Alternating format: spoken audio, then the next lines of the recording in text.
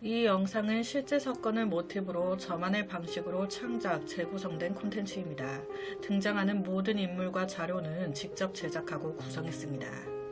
배달을 하시는 분들이라면 꼭 한 번쯤은 이해할 수 없는 일들을 겪거나 사람들을 만나게 된다고들 하는데요. 그 중에는 배달을 수락하고 주소지로 갔지만 현장에는 아무도 없었다든지, 지정된 집으로 배달을 갔는데 난 배달시킨 적이 없어요 하길래 황당한 마음에 확인해보니 주문 기록 자체가 사라져 있는 일들도 있다고 합니다. 누군가의 장난이라고만 치부하기에는 상식적으로 이해가 되지 않는 일들이 꽤나 발생한다고 하는데요. 오늘의 구시 또한 그런 괴담이나 장난 중 하나겠거니 생각했습니다.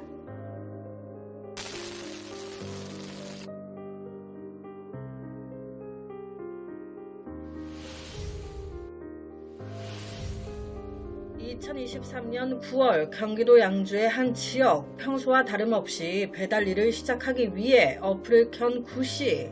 그는 6년 이상 이 지역에서 배달을 한 베테랑 기사였습니다. 이게 저는 잘 몰랐는데 배달지나 조건에 따라 수익이 다르다고 하더라고요.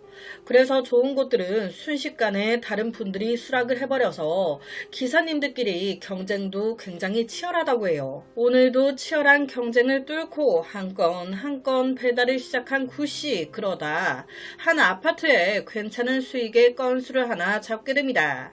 오, 여기 가깝고 배달료도 좋네. 오, 나이스. 밤 9시가 넘은 시간, 집 주변에 잡힌 이 배달을 마지막으로 구씨는 오늘의 일을 마무리할 생각이었습니다.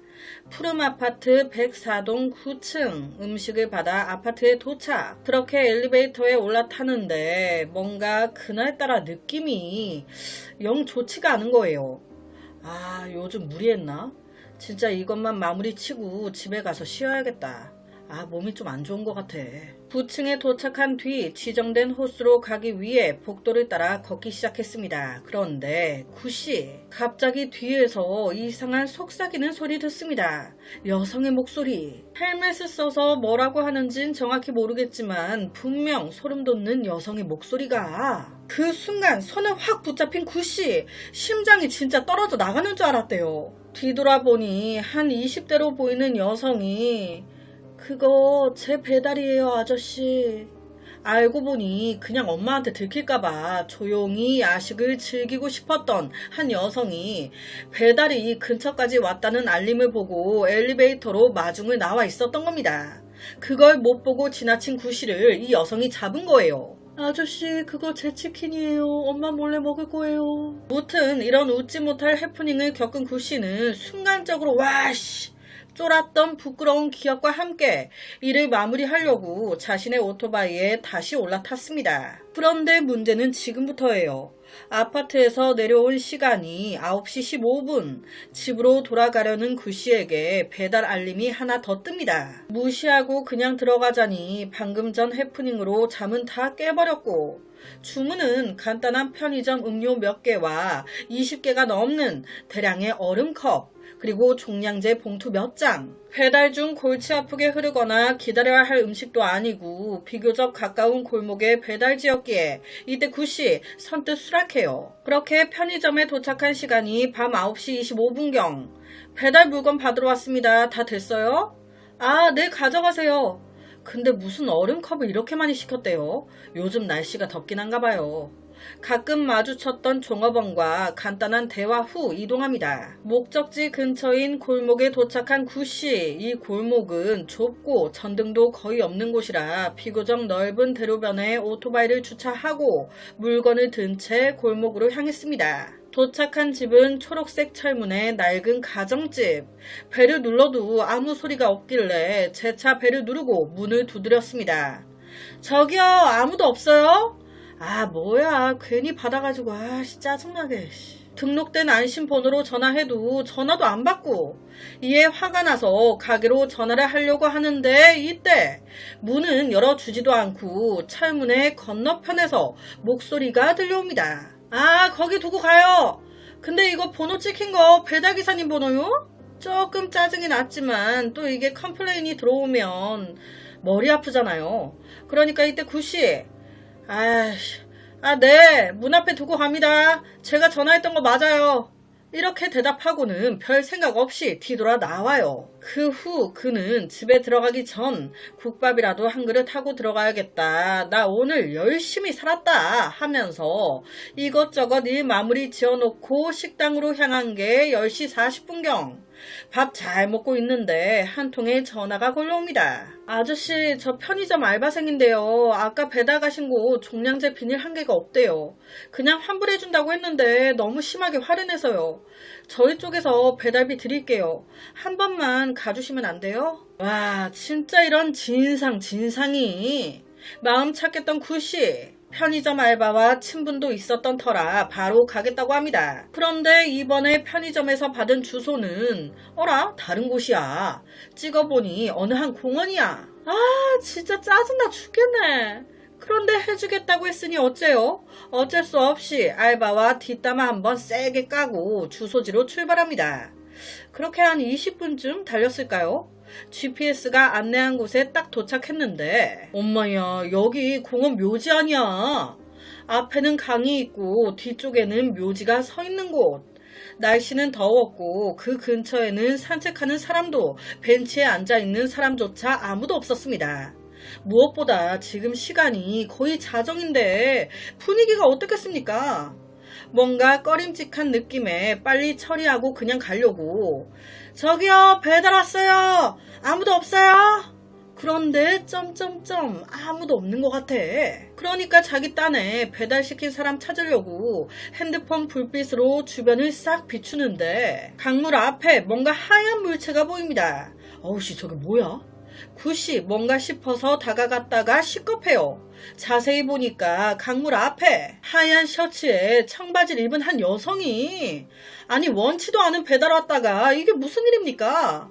발견 시간 11시 30분경 굿이 바로 신고합니다. 곧바로 경찰과 구조대가 출동, 그녀를 끌어올렸지만 이미 늦은 상태였어요. 굿이 무서움에 제대로 그녀를 보지도 못한 채 한쪽으로 동행해 경찰에게 상황을 막 설명하는데 이때 전화기가 울립니다. 다름 아닌 아까 편의점 물품들 배달시킨 문제의 손님 황씨.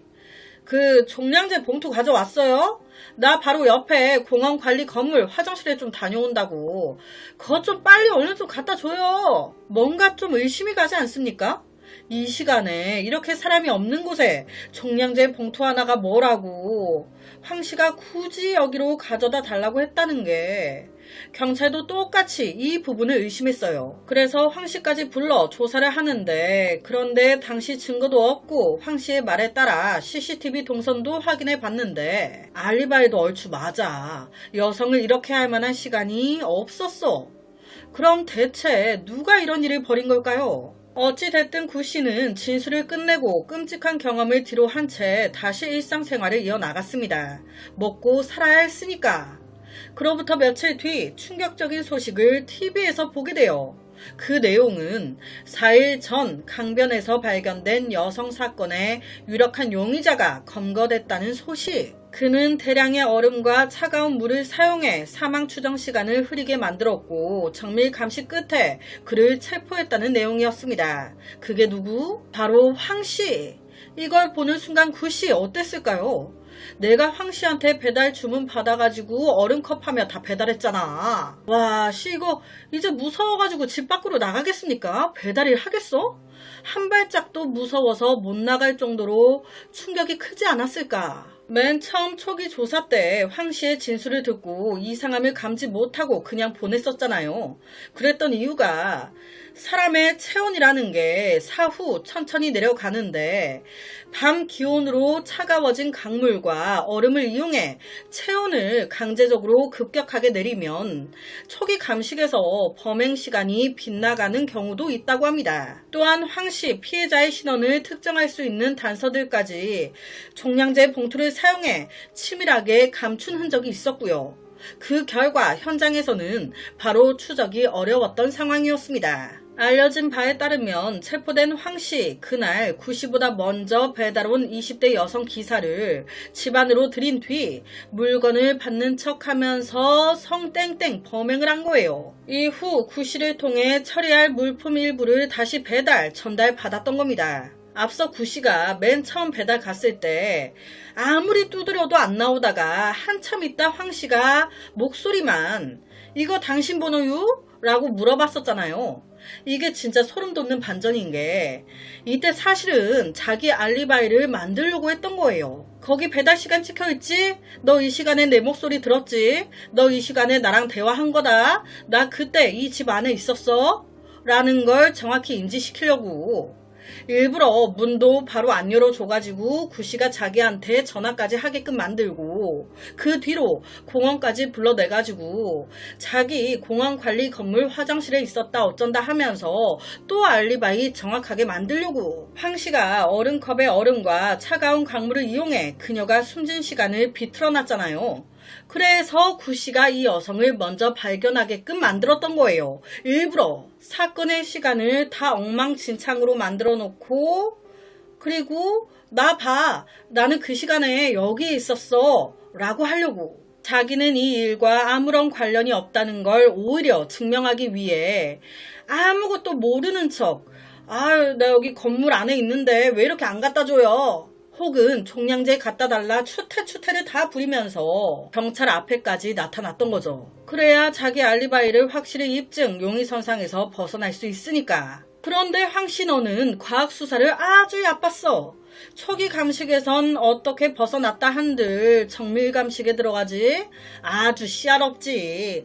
작은 조작의 흔적까지 모두 감식하기 때문에 100%다 걸린다고 합니다. 결론은 수법이 잔인하고 알리바이를 위해 경찰에게까지 2차적인 기만 행동을 한 황 씨, 용서할 수 없다. 넌 감옥에서 영원히 나오지 마라. 종신형 땅땅땅.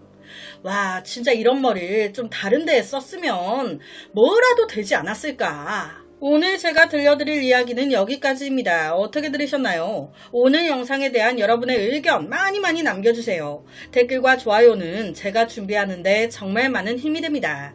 매일 저녁 9시 모미지 업로드 구독과 좋아요, 그리고 새로운 영상이 업로드 될 때마다 띠링띠링 알려주는 알람 설정까지 한 번씩 부탁드립니다. 내일 저녁 또 다른 이야기로 찾아뵙겠습니다. 내일 봬용. 오늘의 주인공 김씨의 가족 배경과 사회적 관계는 매우 단순했습니다. 여동생이 한 명 있었고 부모님 플러스 가족들과도 사이가 매우 좋았죠. 김씨는 정말 정직한 남자였어요. 담배도 피지 않았고 술도 마시지 않았고 나쁜 일엔 전혀 손도 안 댔습니다. 오히려 사람들과 어울려 야외 활동하는 사교를 좋아했고 성격이 원만해서 모두가 좋아하는 남자였어요. 삶에 대한 태도도 매우 긍정적인, 요즘 말로 하자면 정말 인싸였죠. 김씨는 여러 아르바이트를 하며 열심히 살았고 26살 때 자신의 집을 마련하기도 했습니다. 연애 문제에 있어서도 특별한 얽힘은 없었어요. 그의 전 여자친구는 전향으로 두 사람은 함께 강아지를 키우며 몇 년 동안 사귀었습니다. 이별의 이유도 흔히 있는 감정 불안이나 가정폭력, 바람 같은 게 아니었어요. 오히려 두 사람의 관계가 너무 좋아서 그 감정이 조금 변질된 것이 원인이었습니다.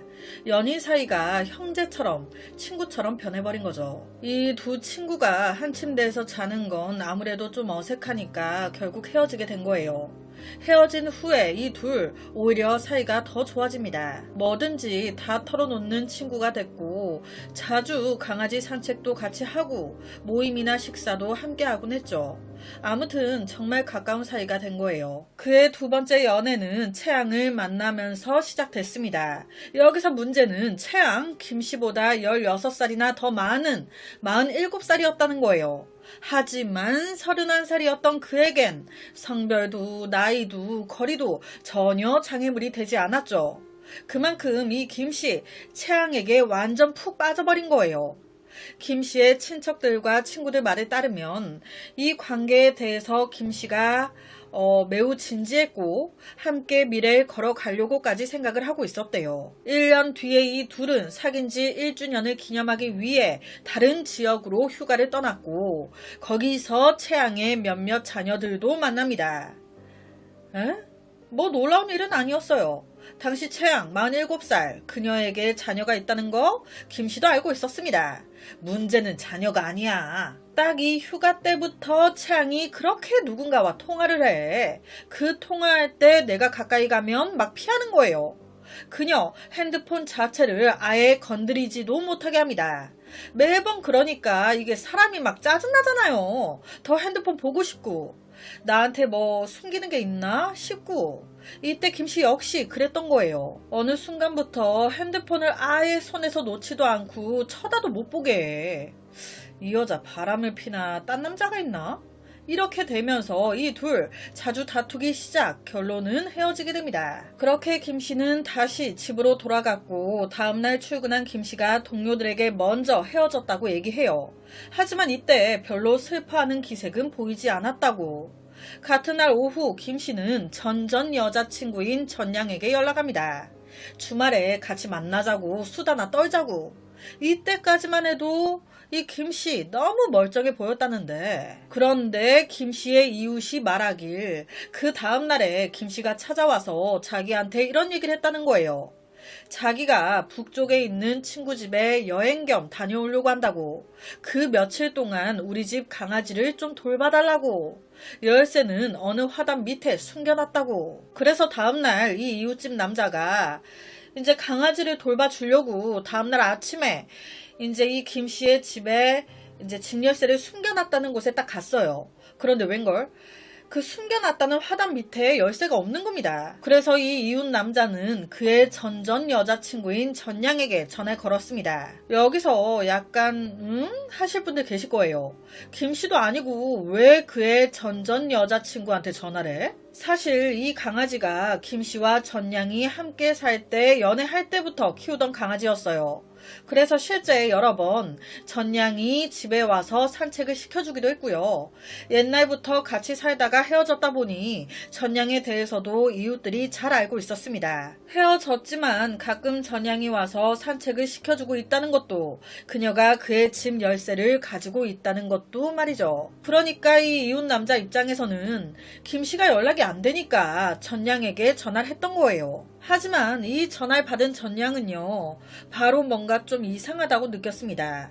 앞서 언급했듯이 김씨와 전양은 그냥 평범하게 인사만 하는 사이가 아니었어요. 둘이 함께 키우던 강아지였기 때문에 예전부터 여러 번 김씨가 어디로 가야 된다 그러면 그때마다 강아지를 부탁한 사람은 이웃 남자가 아닌 전양이었습니다. 그런데 왜 오늘은 이웃 남자에게 이런 부탁을 한 건지, 왜 굳이 낯선 남자한테 이런 부탁을 했지? 만약 나한테 하지 않았더라도 자기 가족들도 있었어요. 낯선 이웃보다는 가족이 더 편하고 더 믿을 수 있잖아요.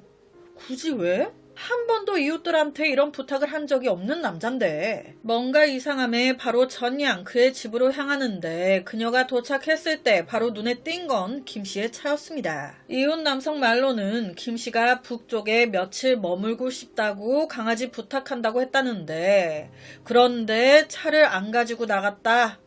그럼 집에서 택시나 버스를 타고 이동했다는 걸까요? 김씨한테 전화했는데 여전히 연락은 안 되고, 이에 전양은 그의 가족에게 연락합니다. 전양이 생각했을 때 김씨는 가족과 매우 가까운 사이였기 때문에 만약 도시를 떠나려고 했다면 분명 가족한테 얘기를 했을 거예요. 하지만 정말 이상합니다. 김씨의 가족 중 그 누구도 이 일에 대해 아는 사람 없었고 김씨와도 연락이 닿지 않았어요.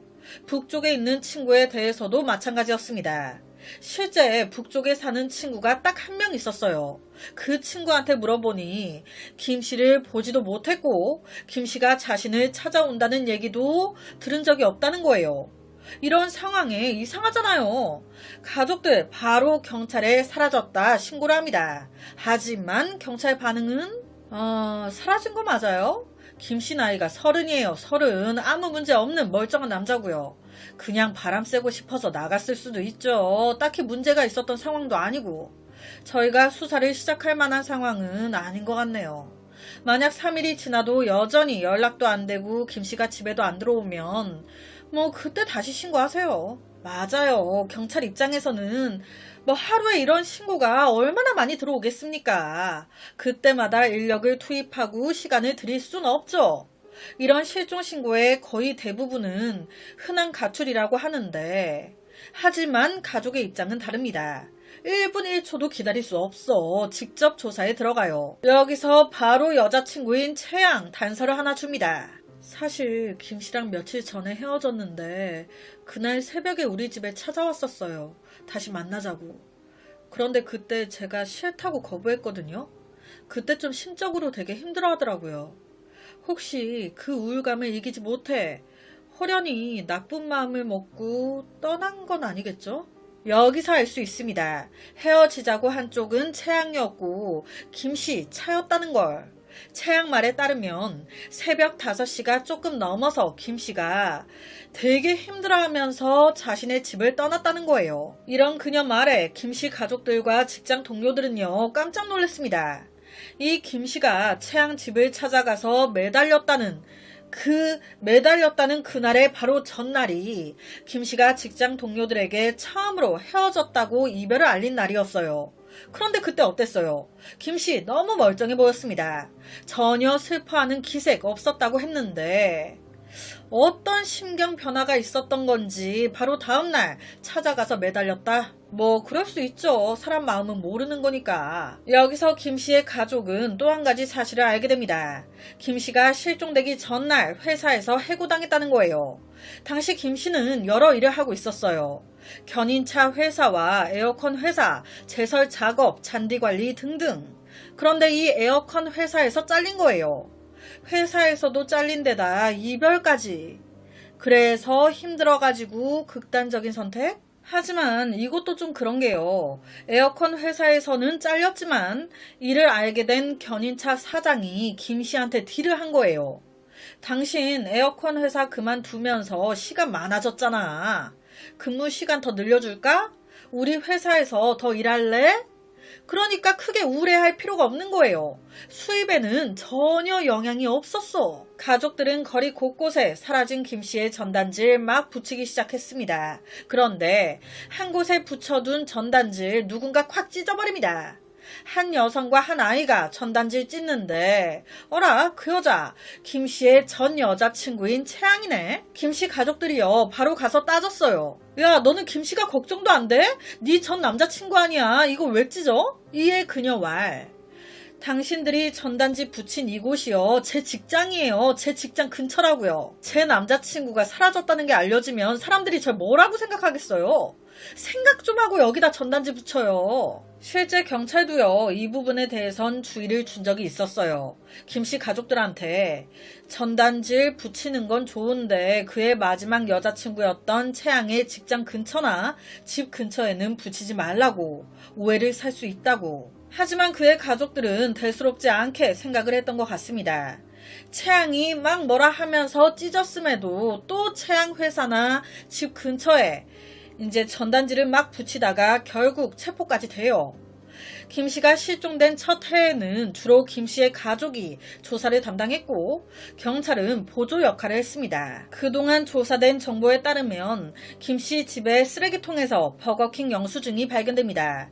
잠깐 짚고 넘어갈게요. 헤어진 다음날 출근한 김씨가 동료들에게 헤어졌다고 아무렇지도 않게 얘기했어요.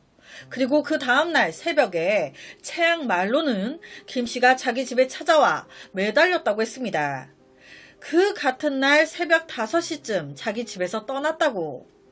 자, 이 버거킹 영수증은요. 이 후인 같은 날 오후 3시쯤에 먹은 거였습니다. 그리고 2시간 뒤인 오후 5시쯤 김씨가 이웃 남자를 찾아가 자기 개를 좀 돌봐달라고 부탁해요. 여튼 바로 가족들 그 버거킹으로 갔어요. 거기 CCTV에 김씨가 찍혀 있나 없나, 혼자 있나, 누구와 같이 있나. 하지만 CCTV 저장 용량이 한정되어 있어가지고 당시 영상이 그 후의 영상으로 이미 덮어 씌워진 상태였습니다. 이에 김씨의 가족은 김씨의 은행카드 정보도 조사하는데 그가 사라진 이후로 은행 계좌에서 인출된 내역 전혀 없었고 그의 월급도 그냥 그대로 있었습니다. 이게 말이 안 되잖아요. 생존 반응이 없잖아 지금. 돈을 한 푼도 안 썼다고? 개인적으로 조사하는 데는 아무래도 한계가 있죠. 경찰은 여전히 도와주지 않고 안 되겠으니 이 가족 사설 탐정을 고용합니다. 그 탐정이 새로운 걸 알아내요. 김씨가 실종된 이후에 누군가 익명으로 경찰에 신고 전화를 했던 거예요. 김씨요, 사라진 거 아니에요. 누군가가 땅에 묻었어요. 여기서 놀라운 건 이 신고 전화한 사람 다름 아닌 김씨의 전 여자친구인 채양의 아들이었다는 겁니다. 이 아들, 왜 갑자기 이런 전화를 한 걸까요? 이 아들의 말 진짜인 걸까요? 그럼 김씨는 어디 묻혀 있는 걸까? 이 아들 불러가지고 조사하면 되겠구만. 그쵸? 그럼 되는데 와 어떡해요. 이 아들 못된 짓만 골라 하다가 벌써 세상에 없네. 이 아들이 신고했었다는 걸 알아냈을 때 늦었던 거예요. 이미 대답을 할 수가 없는 상태. 하지만 그 이후 또 하나 이상한 일이 벌어집니다. 한 남자가 경찰서를 찾아온 거예요. 그리곤 대뜸 자신이 채양의 아들과 함께 김씨를 처리했고 그의 흔적을 묻는 것에 협조했었다고. 자수한 남자의 이름은 한씨. 이 한씨는요 다름 아닌 제가 앞서 그랬잖아요. 김씨에게 북쪽에 사는 친구가 딱 한 명 있었다고.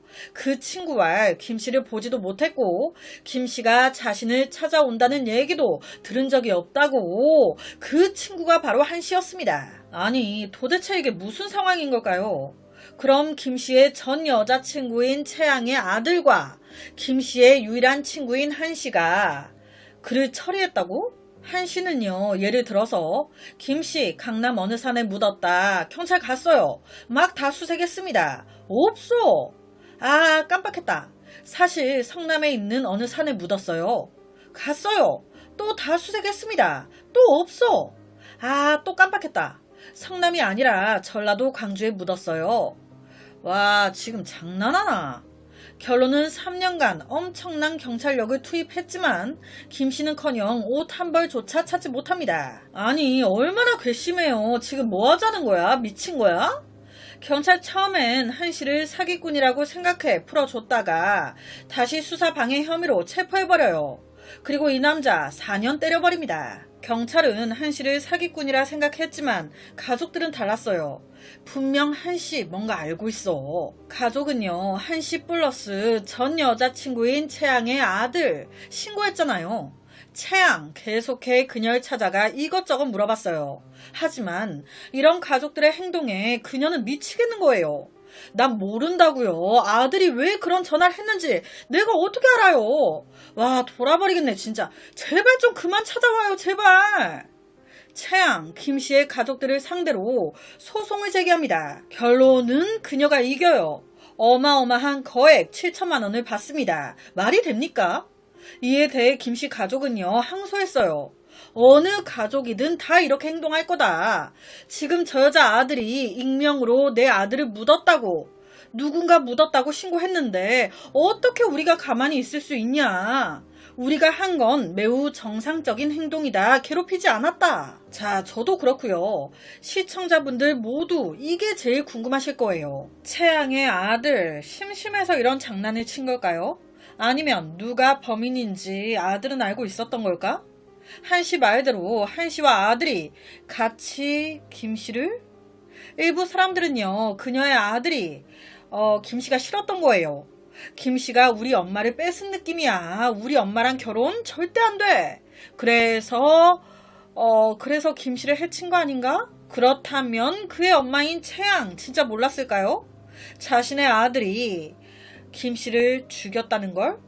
혹은 아들이 익명으로 이런 신고 전화했다는 건 뭔가 이 엄마 채양 뭔가 알고 있을 것 같은데. 경찰은 김씨 살해당했다고 보고 있습니다. 왜? 김씨가 실종되기 전 한 남자에게 전화를 건 게 확인됐거든요.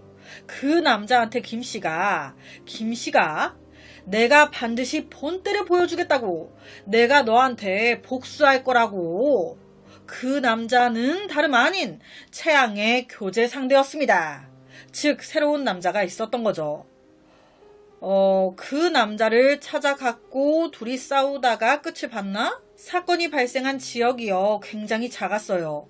인구가 겨우 10만 명 정도. 수사하기 그렇게 어려운 곳은 아니었습니다. 하지만 경찰이 샅샅이 탐지견까지 동원해 뒤졌음에도 아무것도 발견되지 않아요. 생존 반응 역시도 없는 상황이지만 가족들은 이를 받아들이기 힘들죠. 우리 아들 아직 확인 안 됐잖아. 다른 이름으로 다른 삶을 살고 있는 거일 수도 있잖아.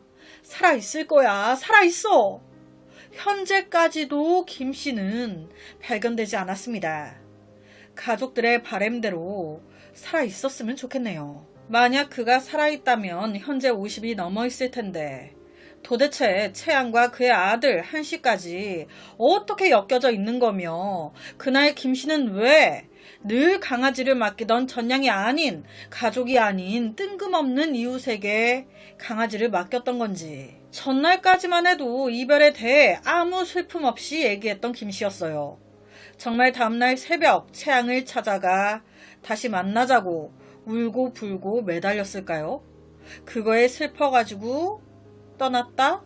저는 개인적으로 실종되기 직전 김 씨가 한 남자에게 전화해서 너 내가 가만 안 둔다 전화했다고 했어요. 그 사람 채양의 남자친구였죠. 진짜 그 남자를 만나러 간 거지. 거기에 채양 플러스 아들도 함께 있었던 거예요. 어른들끼리 싸움이 났고 어라 김 씨가 끽했네. 이 모든 걸 이 아들이 보고 있었던 거죠. 유기하는 것까지. 후에 이 아들이 계속 그 기억이 맴돈 거예요. 그래서 엄마 몰래 김 씨는 사라진 게 아니에요. 누군가가 땅에 묻었어요. 라고 경찰에 신고. 결론은 이 아들도 살아있지 않았잖아요. 이걸 알게 된 엄마 채양이 처리한 거 아니야? 그럼 북쪽 친구 한 씨는 뭐지? 자신이 채양 아들과 함께 김 씨 처리했고 협조했다고 했어요. 그런데 정작 위치도 제대로 알고 있지 않았습니다.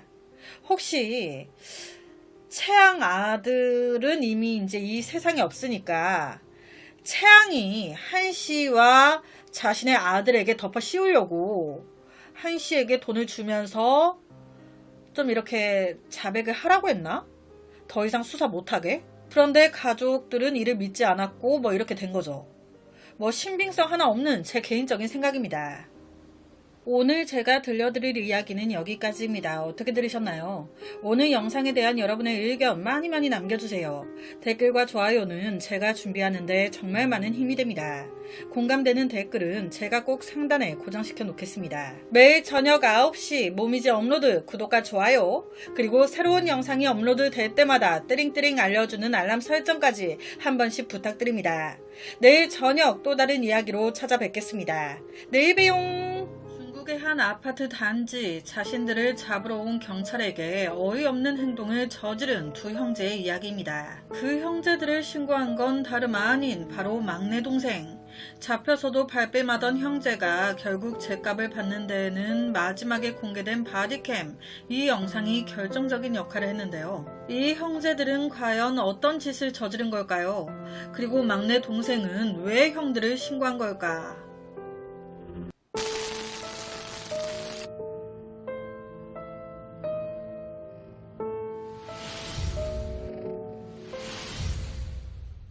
2020년 중국의 아파트 단지. 다급해 보이는 한 여성 주민이 공포에 질린 채 떠나가라 소리 지르고 있습니다.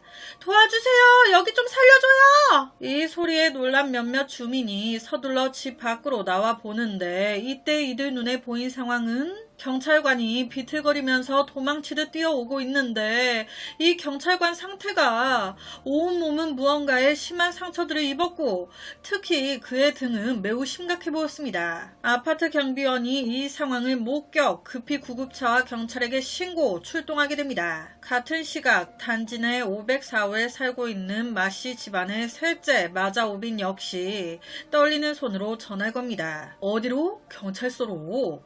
그는 떨리는 목소리로 딱 한마디만을 반복했어요. 우리 형이 사람을 아니, 경찰을 해친 것 같아요. 네? 형분이 뭐 어쨌다고요? 아니, 저희 큰형과 둘째 형이 경찰을 해친 것 같다고요. 거실 바닥이 온통 붉게 물들었어요. 얼른 좀 와주세요. 몇 분 후 현장으로 경찰이 도착했고 바로 문제의 504호실 문을 여는데 아우 이게 무슨 냄새야? 거실 전체에 퍼져 있는 알 수 없는 비릿한 냄새. 확인 결과 그날 오전 경찰서에 비상수색 명령이 내려진 거예요. 근처 아파트 단지 내에 온라인 수배자인 마홍빈의 흔적이 발견됐다. 경찰은 급히 해당 아파트로 출동, 탐문 수사 및 수색을 해라. 그래서 이날 피해 경찰 4명이 문제의 아파트로 출동을 했던 겁니다. 그들의 임무는요, 딱 하나였어요. 수배자이자 둘째 형이었던 마홍빈의 신원을 확인하는 것. 이쪽에 떴다고 하니까. 사실 그들에게 이런 수색 명령은요 되게 일상적인 거였습니다. 예전부터 몇 번이고 마홍빈 떴다고 수색하라고 내려온 게 한두 번이 아니야. 거기다 갈 때마다 모두 허탕이었습니다. 이때 역시도 경찰은 대수롭지 않게 생각을 했고 그래서 이때 경찰봉, 스프레이 등 일반적인 비상 장비만을 소지하고 출동했다가 웬걸 이번에 흉기를 들고 있는 마홍빈과 딱 마주치다 못해 그의 공격까지 받아버린 겁니다. 수색 명령을 받았던 경찰 3명은 심한 부상으로 바로 병원으로 이송 치료를 받았습니다. 이 사건이 알려지면서 많은 사람들은요 좀 의아했어요. 그래도 경찰들인데 한 명도 아니고 3-4명이 함께 있었다는데 마홍빈한테 이 3명이 이렇게 다 속수무책으로 당했다고? 도대체 이게 무슨 상황인 걸까요? 우선 마씨 집안엔 3명의 형제가 있습니다. 첫째 마웨이빙, 둘째 마홍빙, 셋째 이번 신고자인 마자오빙. 여기서 둘째 마홍빙은요 불편한 다리로 인해 걸음걸이가 약간 쩔뚝였어요. 2005년 마씨 삼형제의 아버지가 세상을 떠난 지 얼마 되지 않아 어머니는 중풍으로 침대에 누우셨습니다. 첫째와 둘째 형은요 대체적으로 게을렀어요. 일도 안 하고 학원날 핑가핑가. 그렇다 보니 병든 어머니를 간병하는 거 자연스럽게 모두 셋째가 하게 됩니다. 그렇게 힘든 삶을 이어오다가 2016년 역시 하늘은 몇 번의 인생 역전 기회를 준다고 하죠. 이 세 형제가 살던 지역이 재개발이 들어간 거예요. 그러면서 마씨 집안은 무려 5채의 집을 받게 됩니다. 여기서 큰형이 하나 가지고요. 큰형한테 2 아들이 있었어요. 그 2 아들도 각각 하나씩 그리고 남은 2채를 둘째와 셋째가 나눠 가졌습니다. 첫째 형은요. 정신질환을 앓고 있는 아내와 403호에 셋째 동생은 어머니와 가족과 함께 504호에 살았어요. 이 사건이 알려지면서 신문이나 여러 곳에 보도가 막 되기 시작하는데 정말 이상하죠? 신문에서든 어디에서든 첫째와 셋째 이야기만 가득해. 둘째 마홍빈의 이름은 거의 언급이 안 됩니다. 왜 둘째는 언급이 안 됐지? 그 이유는요. 둘째 거의 인생 대부분을 감옥에서 살았기 때문에 뭐 얘기할 게 없어. 둘째는 성인이 되자마자 미친듯이 방황하기 시작합니다. 24살 때 11년, 33살 때 6년, 40살 때 또 1년, 41살 때 또 징역 6년, 47살 때 또 징역받고 또 기어 들어가요. 그러니까 나오면 또 기어 들어가고 나오면 또 기어 들어가고 지 집이야. 계속 기어 들어가고 싶나봐. 여러분 깜빵이 뭐하는 곳입니까? 회개하는 곳 아니에요. 그런데 개뿔. 오히려 많이 들어가 놓으니까 친근해. 이제 그 안에서 나는 베테랑이야. 어우 형님 또 들어오셨네요. 그 안에서 나름 친한 사람들도 생기고 나를 막 더 우대해주고 그러다 보니 더 오만해집니다. 실제 이 둘째가요. 재판장에서도 되게 오만한 싸가지 없는 말도 막 내뱉어요. 여기 있는 모든 검사와 판사 그리고 이 사건을 담당했던 경찰까지 나 출소하지? 너네 다 가만 안 둬. 내가 다 얼굴 기억해 놨으니까 너네 밤에 다닐 때 조심해야 될 거야. 나 분명히 경고했다. 한편 그의 형인 마웨이빙은 깜빵에 간 적은 없었어요. 하지만 자기 동생이 말도 안 되는 짓거리를 하는데 가담했습니다. 이것만 봐도 이 첫째도 제정신은 아니죠. 이 2 형제가 온라인 수배자에 등록된 이유는요. 2008년에 발생한 한 사건 때문이었어요. 당시 첫째 마웨이빙의 아들이 채무 문제로 채권자인 왕 씨에게 고소를 당한 거예요. 이때 법원은 그의 아들에게 배상 판결을 내렸습니다. 하지만 마웨이빙은 이런 판결에 극도로 불만을 품었어요. 왜? 저 왕씨가 우리 아들을 속인 거거든. 우리 아들은 저 왕씨한테 속은 그냥 피해자일 뿐이야. 그런데 왜 우리 아들한테 난리야? 짜증나잖아요. 그래서 2018년부터 2020년 사이 출소한 지 얼마 되지 않은 자신의 둘째 동생 마옹빈과 여러 차례 짜고 내 아들에게 그런 판결을 내렸던 법원 직원들과 왕씨를 막 괴롭히기 시작합니다. 어떻게? 그들 집에 찾아가서 빨간 페인트 뿌려버리고 문을 부셔버리고 그들 차를 밀어가지고 떨어뜨려버리고 심지어 두 사람은 흉기를 들고 왕씨를 위협, 그가 부상을 입게 하기도 했습니다. 그러니까 완전 막가파인 거예요. 네가 죽나 내가 죽나 한번 해보자. 이러니 경찰 제재 안 할 수가 있습니까? 뭔 일 나게 생겼는데. 그러니까 두 사람을 바로 온라인 수배자로 때려버린 거예요. 경찰은 사건의 배경을 명확히 파악하는 동시에 마옹빈과 마웨이빙 형제를 체포하기 위한 작전을 시작했습니다. 경찰은 신속하게 움직여 CCTV 영상과 목격자 진술을 통해 두 범인의 도주 방향을 특정했습니다. 아파트 단지 CCTV를 봤더니 이 두 형제가 버젓이 흉기를 든 채 노란색 전기 오토바이를 타고 도망가네. 이때 이 둘은요, 일부러 큰 길로 안 가요. 너네 경찰차 타고 이 좁은 길 어떻게 쫓아올 건데? 일부러 아파트 단지 내 좁은 길로만 골라 들어갑니다. 그 좁은 길로 들어가서 한적한 오솔길로 슝!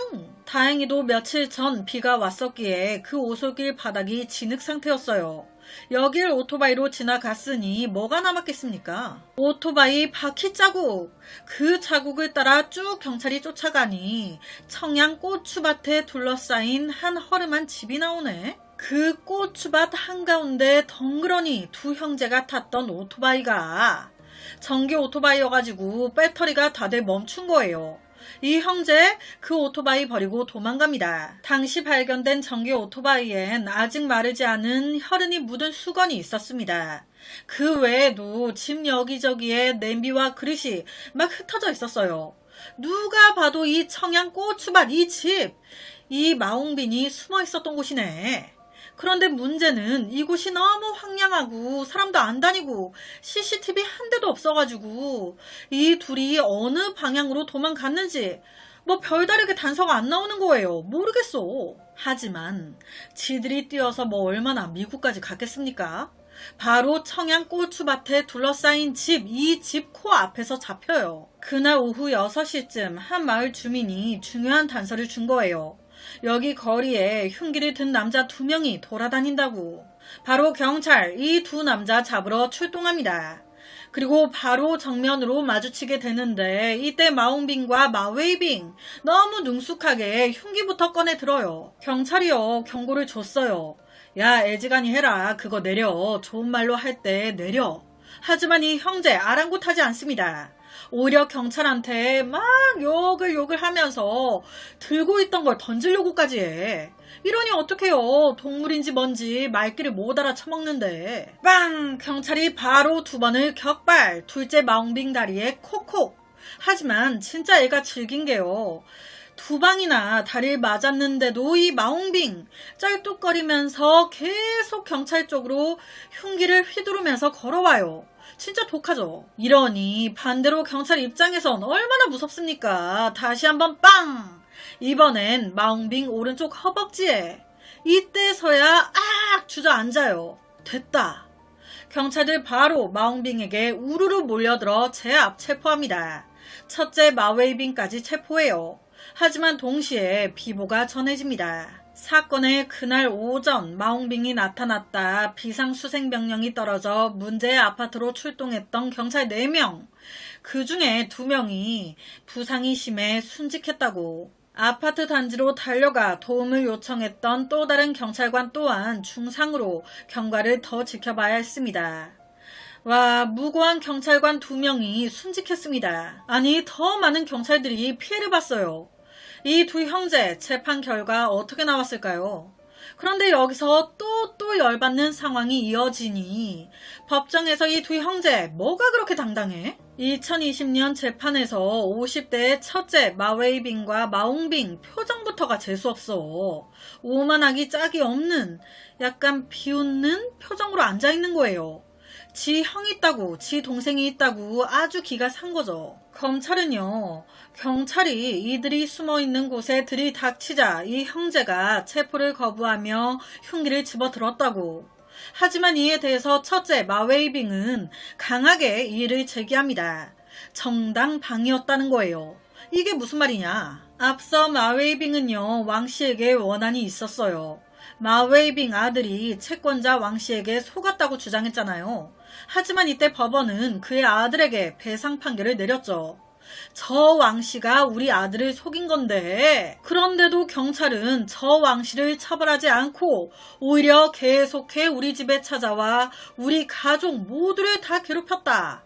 이러니 내가 화가 안 나게 생겼냐. 벌 줘야 되는 왕씨를 벌 안 주고 왜 우리한테 그래. 그러니 어떡해요. 내가 벌 줘야지.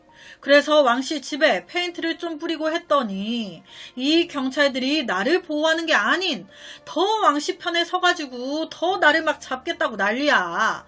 이러니 내가 안 미치겠냐고.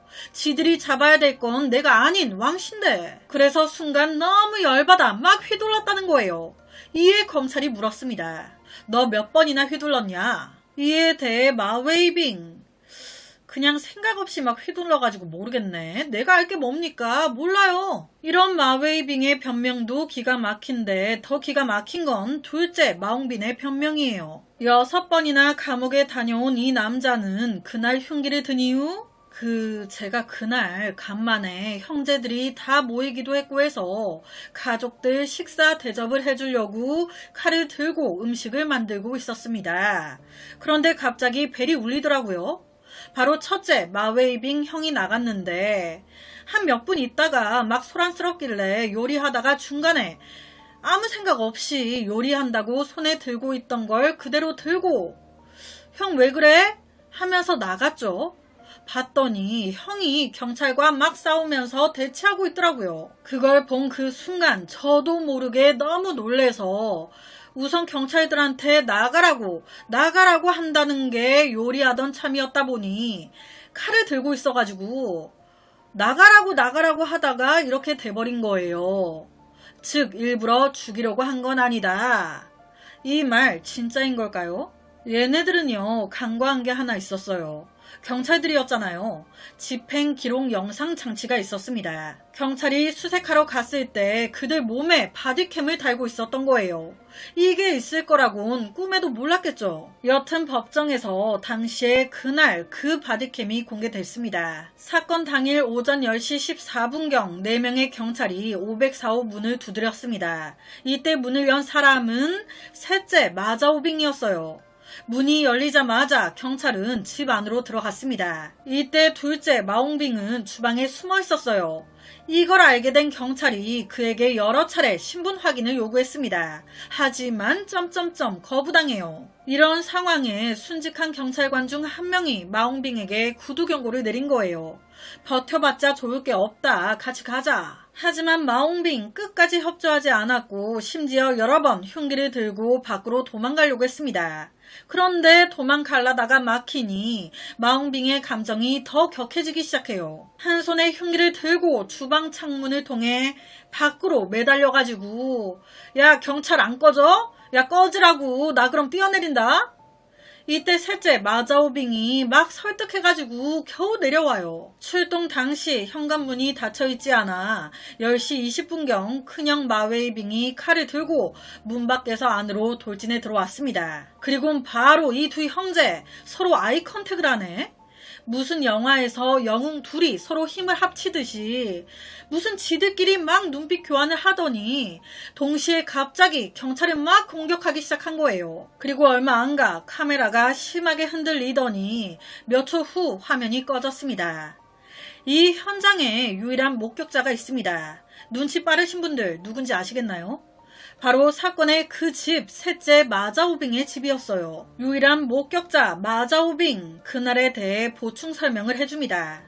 그날 경찰분들 바로 신분증 보여주시면서 이번에 온 건 그냥 확인차 온 거다. 별다르게 위협적인 말을 한 것은 없었습니다. 오히려 집에 같이 있던 형이 갑자기 튀어나와서 경찰을 공격했습니다. 뭐 막을 새도 없이 벌어졌어요. 즉, 이 두 형제의 말은 거짓말. 결론은 이 마씨 형제 둘 다 사형이 선고됩니다.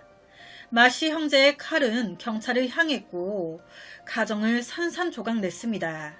그리고 그들의 앞길도 스스로 끊어버렸어요. 이제 큰형과 둘째 형은 최고형을 선고받았고 셋째는 아픈 어머니와 형수 곁을 홀로 지키면서 앞으로의 삶을 버텨야만 합니다. 하지만 솔직히 이런 건요, 지들이 자초한 거 아니에요. 지들이 한 짓에 대한 책임인 거잖아. 왜 그들이 저지른 악행 때문에, 왜 쟤들 때문에 자신의 임무를 다한 경찰이 왜 억울하게 목숨을 잃어야 합니까? 그의 가족들에도 무슨 죄예요? 와, 이런 거 보면 진짜 신은 있는 걸까 싶기도 하면서 안타깝습니다. 오늘 제가 준비한 사건은 여기까지입니다. 어떻게 들으셨나요? 오늘 사건에 대한 여러분의 의견 많이 남겨주세요. 댓글과 좋아요는 제가 준비하는데 정말 많은 힘이 됩니다. 공감되는 댓글은 제가 꼭 상단에 고정시켜 놓겠습니다. 매일 저녁 9시 모미지 업로드 구독과 좋아요, 그리고 새로운 영상이 업로드 될 때마다 띠링띠링 알려주는 알람 설정까지 한 번씩 부탁드립니다. 내일 저녁 또 다른 사건으로 찾아뵙겠습니다. 내일 봬용. 이곳은 한밤중 추격전이 벌어졌던 아파트. 여자친구 마얀을 두고 도망친 마커스는 건물 뒤편에 대형 쓰레기통에 몸을 숨겼다가 충격적인 결말을 맞게 됩니다. 집 안에서 발견된 마얀의 상태와 그리고 쓰레기통 안에서 발견된 정황들이 그날 무슨 일이 있었는지, 왜 마커스가 쫓기고 있었는지 고스란히 말해주고 있었습니다.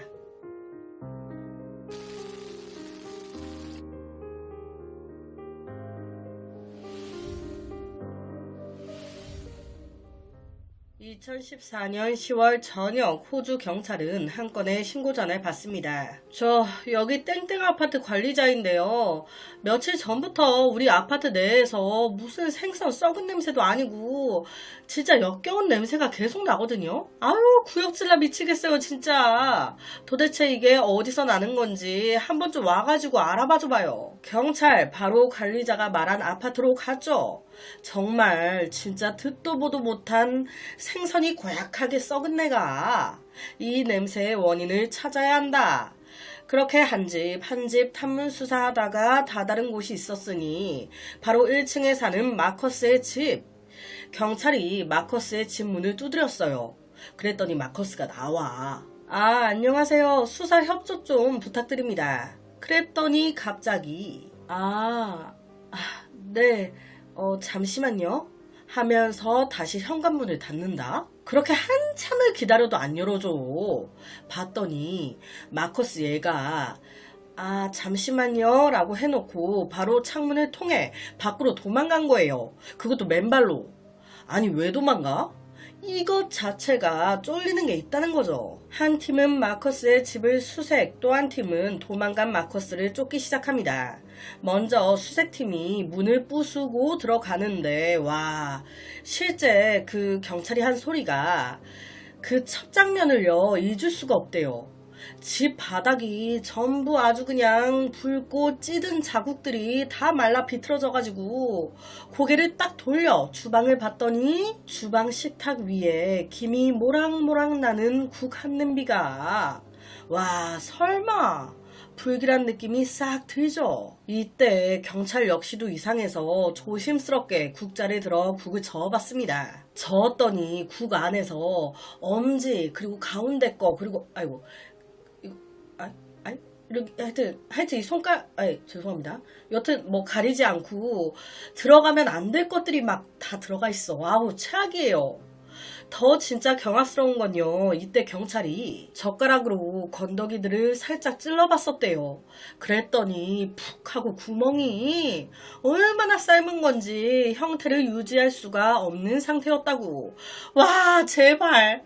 와, 얘 이래가지고 도망갔구나. 경찰은 즉시 경찰서에 법의학자를 요청했고 집안을 샅샅이 수색하기 시작했습니다.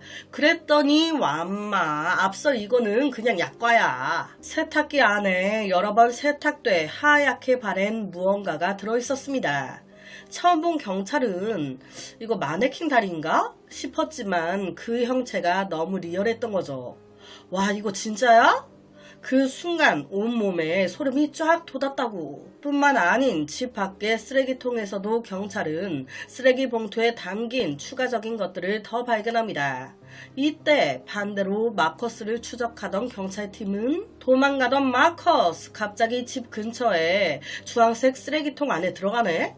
야, 딱 걸렸어. 그런데 와, 엄마야. 얘가 이 쓰레기통 안으로 몸을 숨기더니 조용해. 조심스럽게 안을 들여다본 경찰은 믿기 힘든 장면에 그대로 굳어버렸습니다. 쓰레기통 바닥은 붉게 물들어 있었고 마커스는 그 안에서 스스로 모든 걸 끝내버린 상태였어요. 얼마 지나지 않아 법의학자가 마커스의 집에 도착. 아까 국 냄비와 세탁기에서 발견된 것들을 하나하나 확인하면서 정밀 감식을 실시했습니다. 그것들은 모두 단 한 사람을 가리키고 있었어요. 그게 누구? 모두 마커스의 아내 마얀에게서 나온 것으로 확인됩니다.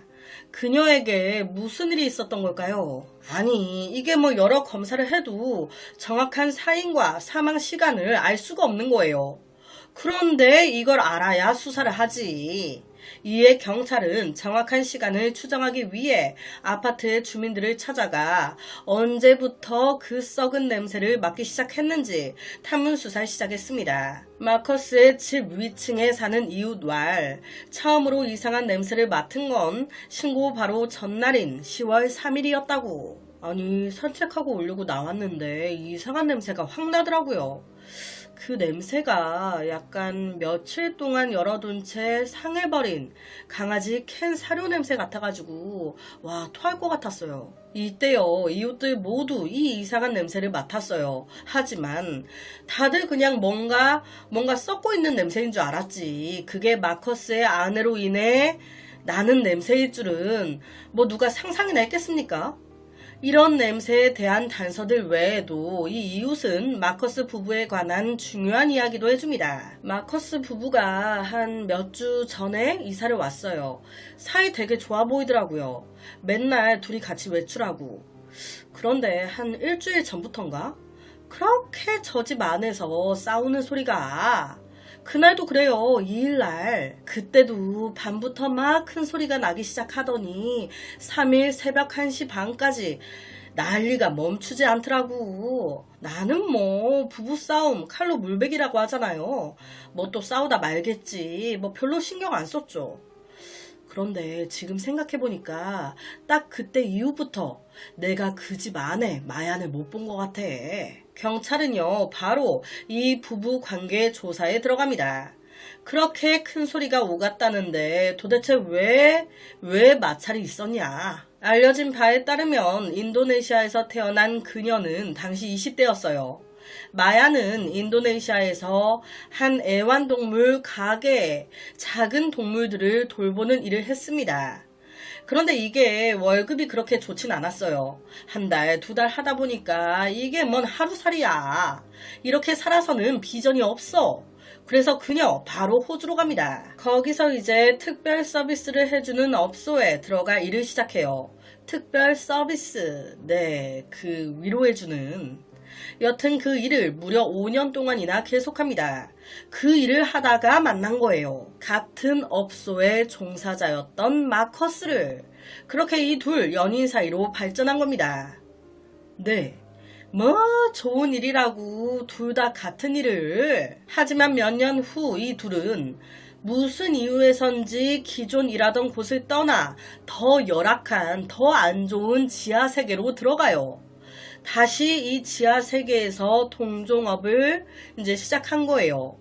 더 좋은 일도 많은데 굳이. 원래가 동종업계여도 지상이 있고 지하가 있잖아요. 지상에서 잘 하다가 왜 갑자기 지하 밑바닥까지 내려와서 그 일을 한 건지 그 이유 뒷부분에 나옵니다. 여튼 또 대박인 게 이 둘 결혼하거든요. 결혼하고 나서 바로 이 마커스가 지역신문 같은 데에 자신을 소개하는 광고를 내요. 전 친절하고 다정한 젊은 호주 남자예요. 나랑 한번 만나볼래요? 웃긴 건 아내 마얀도 얼마 안가 같은 성격의 광고를 냈다는 거예요. 전 당신에게 국제적인 고급 서비스를 해줄 수 있습니다. 연락주세요. 와, 진짜 개방적이라고 해야 할지. 여튼 이 두 사람 함께 일했었다고 했잖아요. 그 가게의 사장님은요, 그녀에 대해 되게 좋게 평을 했습니다. 아유, 마얀 엄청 예의 바르고 다정한 여자였어요. 오히려 남자친구 마커스에 대해서 이 사장이 말을 아껴요. 난 걔는 잘 몰라. 그냥 아는 건 마얀이 걔랑 사귀면서 마커스가 선 넘는 행동을 했다고 들은 게 내가 한두 번이 아니었어. 한 번은 마얀이 나한테 전화가 왔더라고. 일하다가 손을 베서 지금 병원에 있다고. 그래서 내가 급하게 병문안을 갔었지. 그런데 거기서 그러더라고. 사실 이거 마커스가 다치게 한 거라고. 그 말을 내가 분명히 똑똑히 들었었다니까. 뭐 들어보니까 마커스가 마얀을 좀 어떻게 막 했다고 하더만. 솔직히 마커스 걔는요, 그러고도 남을 일이었어요. 겉으로는 행복해 보였을지 몰라도 마얀이 나한테 행복하지 않다고, 걔 이상하다고, 헤어지고 싶다고 말한 게 한두 번이 아니었다고. 그녀의 친구들 역시도 비슷한 반응이었습니다. 마커스에 대해서 별로 좋게 생각을 안 하고 있는 거예요. 솔직히 둘이 연애, 결혼 안 했으면 했다. 친구들의 눈에 마커스는 자신들이 본 사람들 중에 가장 조용하고 냉담한 사람이었다고. 그리고 무엇보다 말도 안 통해. 처음에 둘이 사귄다고 했을 때 대충 사귀다가 헤어졌으면 했었다고. 하지만 인도네시아에 있는 마얀의 어머니는 달랐습니다.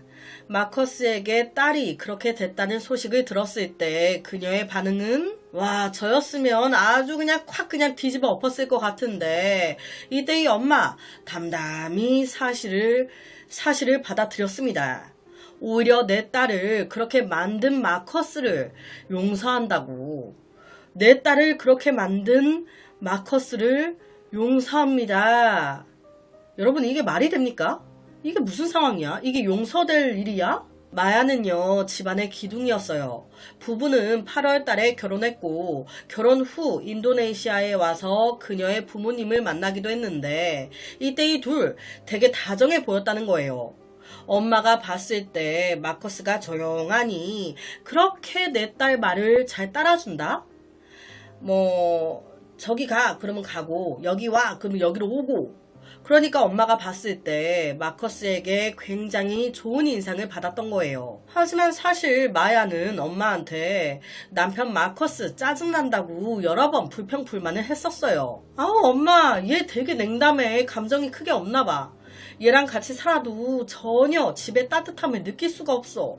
같이 있어도 재미 하나도 없고, 나 그냥 여기 정리하고 얘도 정리하고 발리로 그냥 돌아가고 싶어. 사건 발생 일주일 전 마얀의 어머니 둘 사이가 심상치 않다는 걸 느낀 걸까요? 이때 딸 마얀한테 전화를 걸어서, 아유, 네 맘에 딱 맞는 사람이 어딨니? 그렇게 다 맞춰가는 거지. 마커스랑 사이좋게 지내. 라면서 막 타일렀습니다. 이때 그녀, 알겠어 라고 해요. 여튼 여기까지 봤을 때 마얀과 마커스의 관계 그닥 겉보기만큼 좋았던 건 아닌 것 같죠. 하지만 연인 사이에 좋았다가 다투기도 하고 그러는 건 당연한 거니까. 마커스는 당시 20대 후반이었어요. 명목상으론 국제 크루즈선의 요리사였지만 실제로는 앞서 언급했듯이 마얀과 같은 일을 하고 있었습니다. 그리고 사건이 발생하기 몇 달 전 이 둘 정식으로 결혼했죠. 마커스 친구들 말로는 이 둘 사이 굉장히 좋아 보였다는 거예요. 마커스가 마얀을 위해서 이것저것 신경을 많이 쓰는 게 보였다고. 그의 주변인들이 말하는 그의 성격은 매우 조용하고 온순해. 애가 순해. 화도 거의 잘 안 내고. 하지만 그거 아시죠? 이런 사람들이 한번 화내면 정말 무서운 거. 마커스에 대해 조사하던 경찰 뜻밖의 단서를 하나 발견합니다. 보니까 마커스 SNS 계정이 2개야. 그런데 그중 하나의 활동 기록이 한 게시글에 어떤 모르는 남자가 여성의 권리는 지켜져야 한다 이런 식으로 여자 쪽 편을 들면서 옹호했다가 남자들한테 막 엄청 질타 공격을 받은 거예요. 이 게시글을 보고 마커스가 그 질타 받는 여성의 권리는 지켜져야 한다라고 외쳤던 그 사람을 지지하는 댓글을 이제 남긴 게 확인이 된 겁니다. 맞다. 여성의 인권, 권리는 지켜져야 한다. 왜 이 사람이 질타를 받아야 하냐. 이런 글을 막 올렸던 거죠. 이 글에서 마커스는 여성 편에 서는 지지자처럼만 보입니다. 자신의 아내에게 이런 충격적인 일을 저지를 사람으론 전혀 보이지 않아요. 오히려 아내, 여자니까 약하니까 더 지켜줄 것 같은 느낌인데 이런 그가 왜 이런 짓을 한 걸까? 경찰이 아무리 생각해도 답을 찾지 못하고 있을 때 마커스의 전 여자친구가 나타납니다. 전 여자친구? 이때 이 전 여자친구가 자발적으로 경찰서를 찾아와 결정적인 단서를 제공해 준 거예요. 이 전 여친 왈, 마커스가 마양과 결혼한 지 얼마 되지 않아 의사로부터 심리적 불안 증세를 보인다고 좀 불안 진단을 받았던 거예요. 그러면서 밖에서 일을 할 수 없게 됐다고. 하지만 먹고는 살아야 될 거 아니에요. 그래서 이 부부가 이해는 안 되지만 나름 생계를 위해 그 열악한 지하에서 서비스하는 이제 그런 일을 하게 된 겁니다. 힘들어도 둘이 으쌰으쌰 하자. 그렇게 다독이면서 지냈는데 웬걸 얼마 안 가. 마커스가 먼저 갈등의 원인이 되는 행동을 하기 시작합니다. 마얀이 집에 없을 때, 와이프 집에 없을 때 그렇게 몰래 전 여자친구한테 연락해서 뭐 하려고? 전 여자친구 만나 뭐 하려고? 이거는 화 안 내는 게 이상한 거 아닙니까? 당연히 이 사실 마얀에게 들켰고 둘이 엄청 심하게 다투게 돼요. 신뢰가 깨진 거죠. 이제 이때부터 마커스가 조금만 이상하게 행동해도 왜? 또 전 여자친구랑 연락했냐? 뭐야 지금 어디야? 설마 전 여자친구 만나고 있는 거 아니야? 와 아니야 제발 그만 좀 해라. 둘이 이런 식으로 맨날 싸우기 시작하는 거예요. 그 싸움의 강도는 점점 심해졌고 이에 심리적으로 불안정한 상태였던 마커스 전 여자친구한테 나 진짜 너무 힘들어. 그냥 다 정리하고 싶어. 아내와 나 사이도 더는 방법이 없는 것 같아. 전 여자친구 말로는 비슷한 이런 이야기를 마커스가 여러 번 했었다고. 와 이런 진술 플러스 확인된 모든 것들을 종합해 볼 때 그날을 추정하자면 이렇습니다. 10월 2일 오후 이날도 열심히 으쌰으쌰 손님을 받고 있던 마커스. 이때 마얀한테 전화가 온 거예요. 막 고객님을 만족시키기 위해 으쌰으쌰 하고 있는데 갑자기 전화를 어떻게 받겠습니까? 일하다가 개인 전화하면 안 되잖아요. 눈치 보일 거 아니야. 그러니까 안 받은 거예요. 이런 상황을 모르는 마야는 와 지금 전 여자친구와 같이 있나 보네. 왜 내 전화 안 받아? 설마 지금 둘이 막 으쌰으쌰 그러고 있는 거 아니야? 받을 때까지 전화한다 내가. 이런 상황에서 마커스가 일 끝나고 전화 받았어요. 받자마자 이제 마얀 그러니까 마커스도 아우 일하고 있었다. 아우 좀 왜 그래. 둘이 엄청 또 큰 소리가 오간 거예요. 여러분 이때는 둘이 떨어져 있는 상황이었습니다. 전화로 막 이렇게 싸운 거예요. 그렇게 저녁에 마커스가 집에 왔어요. 와 얼굴 보니까 또 열받아. 2차전에 들어간 거예요. 너 또 전 여자친구 만나고 왔지? 어떻게 나랑 결혼해 살면서 걔한테 연락을 하고 만날 수가 있어? 와 그만 좀 해라 그만 좀. 안 한다고 했잖아. 안 했다고 안 만났다고. 아니 내가 그걸 어떻게 믿어. 그날 밤 이 둘 사이의 갈등은 이전과는 비교할 수 없을 정도로 격해졌습니다. 그러면서 마커스는 심리적으로 완전히 무너져 버렸고 결국 자신조차 감당 못할 행동으로까지 이어졌던 겁니다. 그 후 아무런 조치도 하지 않은 채 그렇게 시간이 흘러버린 거예요. 1시간, 2시간, 3시간, 하루. 점점 그 집에서 심상치 않은 냄새가 새어나오기 시작합니다. 그 냄새는 아파트 전체에 퍼져 모든 주민들이 맡을 수 있을 정도였어요. 결국 주민들이 이 문제를 관리사무소에 신고했죠. 이런 상황을 들은 마커스 쫄리기 시작하는 거예요. 냄새는 더 심해지기 시작하는데 대충 처리하자니 이거 뭐 안 되겠고. 아씨 어떡하지? 바로 가게로 가서 용품을 하나 사옵니다. 그런데 이때 딱 아파트 입구에서 마커스가 우연히 아파트 관리인을 마주친 거예요.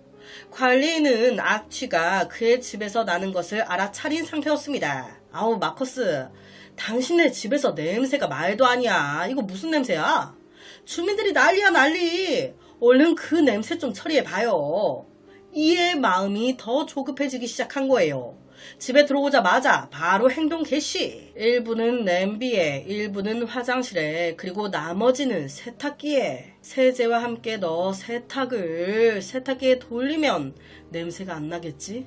이 모든 작업을 마치고 나니 와 벌써 저녁이야? 마커스는 완전히 지쳐버렸습니다.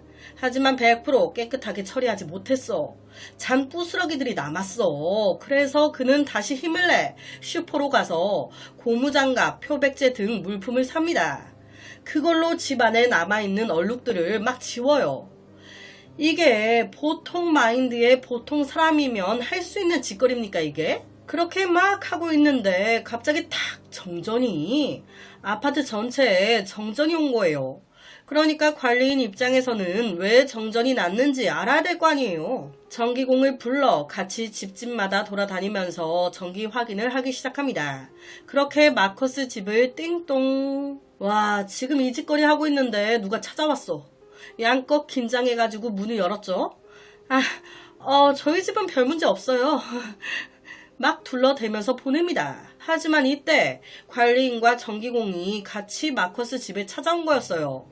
관리인이 이때 이 집에서 나는 냄새, 문이 딱 열렸을 때 그 냄새가 더 심하게 난다는 걸, 이게 뭔가 좀 이상하다는 걸 눈치챈 겁니다. 그래서 바로 경찰에 신고를 했던 거예요. 그렇게 얼마 후 경찰이 찾아왔고 여기서 이제 다 끝났다. 아이 모르겠다. 몰라. 책임을 회피하기 위해 모든 걸 끝내기 위해 경찰이 문을 두드리고 있는 틈을 타 창문으로 뛰어내려 아래층의 쓰레기통에 숨었고 그곳에서 모든 걸 놓아버리고 말았던 겁니다. 자, 여기서 지금 한번 짚고 넘어가야 될 게 지금까지 말씀드린 이 모든 전개, 마커스와 마얀 말할 수 없는 상태가 됐기 때문에 경찰이 수집한 단서들과 주변인들의 증언을 종합한 추정이라는 겁니다. 그래도 끝까지 이해가 되지 않는 하나는 보통 이런 상황이 벌어지면 보통은 장소를 옮겨 조용히 감추려고 하죠. 뭐 땅을 판다거나 바다를 이용한다거나. 그런데 그는 집안의 세탁기나 냄비 뭐 이런 걸 이용했어요. 왜 이렇게 했던 걸까요? 경찰의 추정은 전 여자친구 문제로 인한 신뢰가 깨지면서가 아니겠나 하는데 그 이후로 이렇게까지 한다고? 너무 이유에 대비해서 이 처리 방법이 너무 좀 심한데 혹시 다른 이유가 있었던 건 아니었을까요? 안타깝게도 이 물음은 끝까지 해결되지 못하겠죠. 오늘 제가 들려드릴 이야기는 여기까지입니다. 어떻게 들으셨나요? 오늘 영상에 대한 여러분의 의견 많이 남겨주세요. 댓글과 좋아요는 제가 준비하는데 정말 많은 힘이 됩니다. 매일 저녁 9시 모미지 업로드 구독과 좋아요 그리고 새로운 영상이 업로드 될 때마다 띠링띠링 알려주는 알람 설정까지 한 번씩 부탁드립니다. 내일 저녁 또 다른 이야기로 찾아뵙겠습니다. 내일 봬용. 어느 날 현관 앞에 낯선 손님이 찾아왔습니다. 그런데 그 손님이 친구의 아들이라면 여러분은 어떻게 하실 것 같나요? 오랜 시간 우정을 나눈 친구, 그 친구의 아들 정군이 찾아왔던 그날 모든 것이 무너져 내리기 시작했습니다. 친구 아들의 계속된 이상한 요구, 이를 단호하게 거절했던 친구의 엄마 양씨. 그녀는 며칠 뒤 정군이 집 앞에서 몇 시간을 서성이다 자신을 따라 집 안까지 들어왔다는 걸 전혀 몰랐습니다. 그리고 그날 그 집 안에서 돌이킬 수 없는 일이 벌어지고 말았습니다. 도대체 무슨 일이 있었던 걸까요?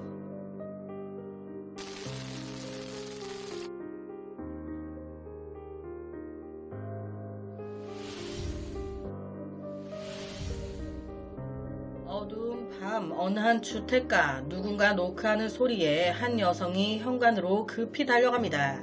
누구세요? 문 앞에는 친구의 아들 정씨가 서 있었습니다. 익숙한 얼굴에 방심한 그녀, 문을 열어줬지만 정씨는 말도 안 되는 요구를 해오기 시작했고, 정씨의 엄마 친구였던 양씨는 이를 단호히 거절합니다. 잠시 뒤 거센 말다툼이 오갔고 이것이 그녀의 마지막 순간이 돼버렸어요. 그리고 정씨는 그 자리에서 바로 사라졌는데요.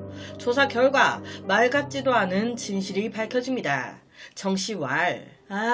그냥 돈 좀 몇 푼 빌려달라고 했는데 그 여자가 끝까지 안 준다고 버티잖아요. 짜증나게. 에? 그러니까 돈 안 빌려준다고 그랬다는 거야 지금? 네, 맞습니다.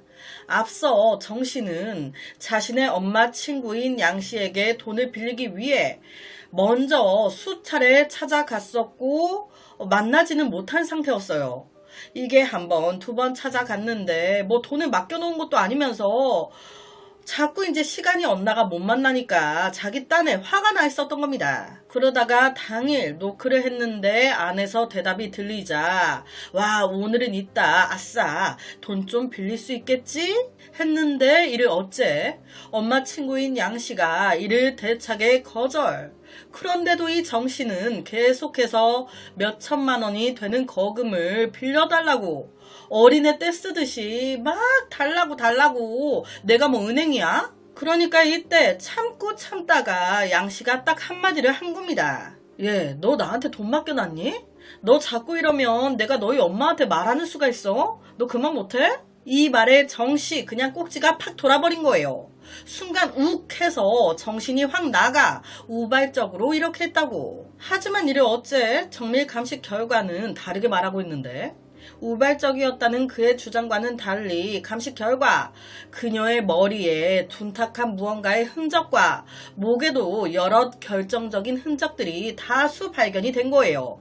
한 번이 아닌 여러 번의 흔적을 남겼다. 이거는 절대 우발적이지 않았다라는 반증이죠. 그러니까 이 정씨가 말한 욱해서 어쩌다 보니까 이렇게 됐어요. 이 말 자체가 벌써 입벌구라는 게 증명이 된 겁니다. 입만 벌리면 구라야. 그런데 참 이상합니다. 왜 정씨는 정말 왜 굳이 엄마 친구인 양씨에게 돈을 빌리려고 한 걸까? 돈이 없으면 뭐 은행을 가든지 아니면 친구들한테 빌려보든지 하다못해 그 무서운 분들 있잖아요. 제3, 4 금융권들 뭐 거기라도 가보든지. 어찌 됐든 그렇게 돈이 급했으면 뭐 다른 곳을 찔러보지. 왜 굳이 양씨에게 들이댄 건지. 뭐 그래요. 뭐 100번 양보해서 그럴 수 있죠. 뭐 신용이 안 좋았거나 돈을 빌릴 만한 친구조차도 없었거나 뭐 이자가 너무 비싸가지고 아까웠다거나 뭐 그래서 엄마 친구인 양씨를 찾았을 수도 있죠.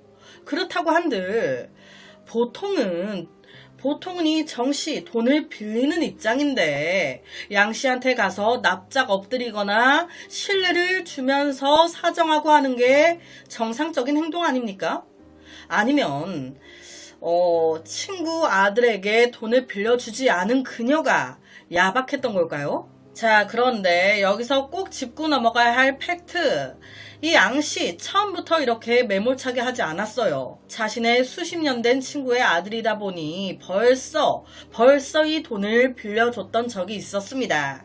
근데 이 돈을 처음에는 친구 아들인 정씨가 아닌 이제 정씨의 엄마가, 그러니까 양씨 입장에서는 내 친구가 직접 자기한테 얘기해가지고 빌린 거였어요. 양씨야, 우리 아들이 사정이 좀 안 좋아. 500만 원 정도만 빌려줄 수 없을까? 대신 내가 이자는 톡톡히 쳐줄게. 어떻게 안 될까? 그래서 이때 양씨 빌려줍니다. 우리 친구 아이가 친구니까 이자만 그렇게 간간히 받았어요. 이렇게 친구라는 이름으로 돈을 빌려간 지 채 얼마 되지도 않았는데 이번에는 친구 아들인 정씨가 또 찾아와가지고 무슨 나한테 돈 맡겨놨어? 내가 은행이야? 횡패 부리듯이 1000만 원 이상이나 되는 큰 돈을 막 빌려달라고 하니까 이거 뭐 빌려주겠습니까? 먼저 빌려간 원금이 어느 정도 갚아졌으면 모를까? 당연히 안 된다, 나 못 준다 하죠. 너 계속 이러면 네 엄마한테 얘기한다? 그랬더니 이때 정씨, 뭐? 엄마한테 이른다고? 할 수 있으면 해봐. 그러다가 진짜 이딴 일을 벌인 겁니다. 쓰러진 엄마 친구 양씨를 본 그 순간 정신이 번뜩하고 들었다고 주장하는 정씨. 와, 씨, 어떡하지? 바로 차를 타고 타 지역으로 도주합니다. 경찰은 CCTV를 중심으로 차량의 차종을 특정하고 관련 기관에 의뢰, 행적을 쫓기 시작하는데 그런데 이게 쉽지가 않아요. 아예 작정을 하고 도망간 거죠. 얼마나 멀리 차량으로 이동했는지 동선 파악하고 다시 관련 기관 의뢰해서 추적하고. 여러분, 그런데요, 영화에 이런 대사가 있습니다. 우리나라는 삼면이 바다고 도망가봤자 내 손 아니다. 결국 경기도의 한 지역에서 간신히 이 정씨를 체포합니다. 계속해 정씨는 우발적으로 그랬다고 주장해요. 하지만 CCTV에 딱 찍혔거든. 집 밖에서 몇 시간을 기다리다가 엄마 친구인 양씨가 들어가는 걸 보자마자 딱 따라 들어가는 게, 거기다가 그러고 나왔으니 자기 옷에 흔적들이 막 남았을 거 아니에요. 우발적이었다면서 옷은 또 갈아입었네. 게다가 지인의 명의로 된 차로 현장을 빠져나가. 갈아입은 옷을 입고 빠져나왔으니 근처 CCTV에 또 찍혔을 거 아니에요. 그러니까 집으로 가서 또다시 옷을 한 번 더 갈아입습니다. 와, 치밀해요 아주. 이런 머리를 좀 좋은 데에나 좀 쓰지. 어쨌든 이렇게 나름 잔머리를 써준 덕분에 이게 오히려 절대 우발적이다 라고 볼 수 없는 증거로 남았습니다. 그렇다면 목적은 돈이었던 정씨. 그 집에서, 양씨의 집에서 돈은 많이 챙겨 나왔을까요? 여러분, 단돈 7만원, 7만 몇천 원 챙겨 나왔대요. 1000만원 빌리러 갔다가 가져 나온 돈 고작 7만원. 그 돈 때문에 허무하게도 양씨가 안타까운 결말을 맞은 겁니다. 이게 말이 됩니까? 추후에 경찰이 이렇게 물었대요. 왜 하필 엄마 친구였냐? 다른 사람들도 있지 않았냐? 그 부분에 대해서 정씨 크게 대답을 하지 않았어요. 다만 이렇게 추측만 합니다. 엄마의 친구고 500만 원도 이전에 한번 빌려줬으니 두 번도 쉽게 빌려주지 않을까. 그리고 상대적으로 양씨가 나이도 있었고 연약한 여성이니 그 대상이 되었던 건 아닐까 추정합니다.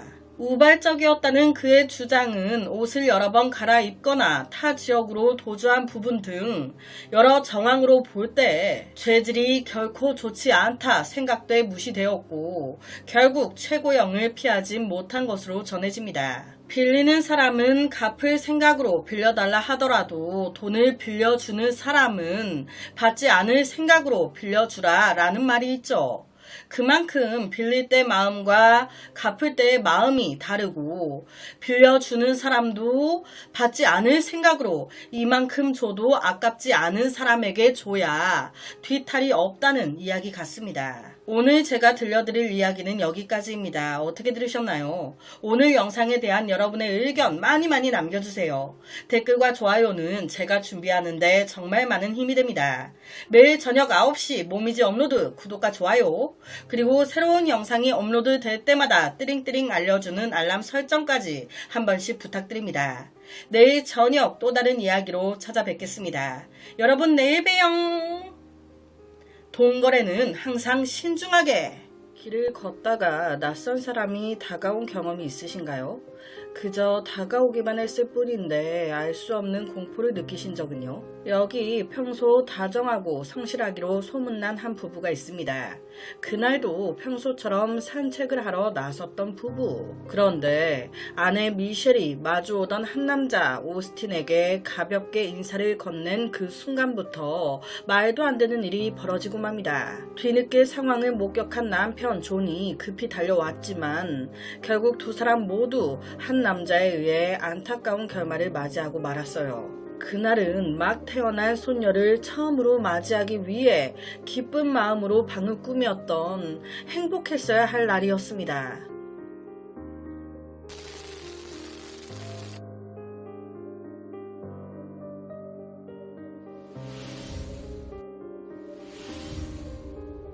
2016년 8월 나이가 들어 몇십 년 하던 일을 은퇴하고 미국의 한적한 곳에 자리를 잡아 평화롭게 살아가던 한 쌍의 부부가 있습니다. 당시 50대였던 남편 존과 아내 미셸, 이 둘은 건축가로 일을 하다가 은퇴한 뒤에 정원 가꾸기와 낚시를 즐기면서 평온한 삶을 살고 있었어요. 다정하긴 또 얼마나 다정한지 이웃들은 하나같이 존경받아 마땅한 부부라고. 이 부부는 평생을 함께하면서 세 아들과 두 딸, 총 5명의 자녀를 키웠고 당장 며칠 전 우리 큰아들이 글쎄 손녀를 또 낳았다네.